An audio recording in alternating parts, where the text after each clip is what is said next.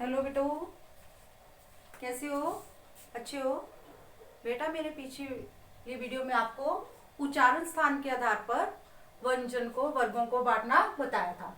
आज हम बेटा करेंगे प्राण श्वास के आधार पर व्यंजन को हमने कितने भागों में बांटना है। बेटा प्राण श्वास का थी हमारी सांस, ठीक है। हमने उसको अल्प प्राण दो भागों में व्यंजन को बांटा हमने, अल्प प्राण और महाप्राण। अल्प प्राण जब हम जिन ध्वनियों को उच्चारण हम कर रहे हैं उसमें बहुत कम समय लग रहा है, जिनको बोलने के लिए बहुत कम समय लगे उसे अल्प प्राण कहते हैं, ठीक है। अल्प प्राण में कौन सा आएगा? पहला, तीसरा और पांचवा वर्ण, ठीक है। जो हमारी वर्णमाला है बेटा उसका पहला, तीसरा और पांचवा वर्ण। और य ल य र ल ब ह। फिर महाप्राण में कौन आएगा? दूसरा और चौथा हमारी वर्णमाला का वर्ण, जैसे और श श स ह ड, ठीक है।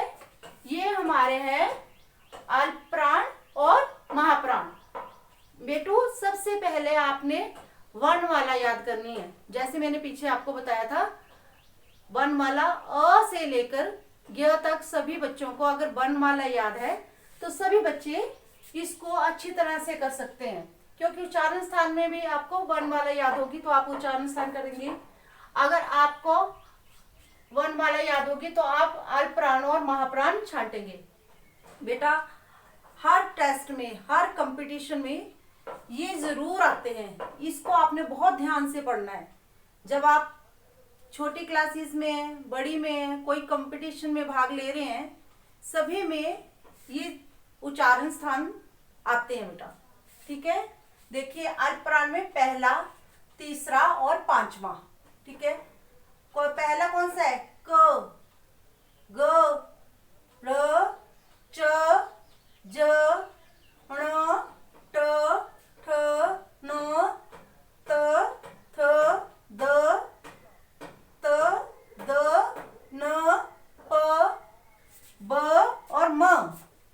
और महाप्राण में कौन कौन से होते हैं बेटा? मैंने बताया था आपको, दूसरा और चौथा वर्ण होता है। और उसके साथ श, श, स, ह, ढ। और दूसरा वर्ग कौन सा है? क के बाद दूसरा कौन सा आता है? ख, ख, घ, छ, झ, ठ, ण, ढ, थ, ध, फ और भ। बेटू ये हमारे क्या है? अल्प प्राण और महाप्राण।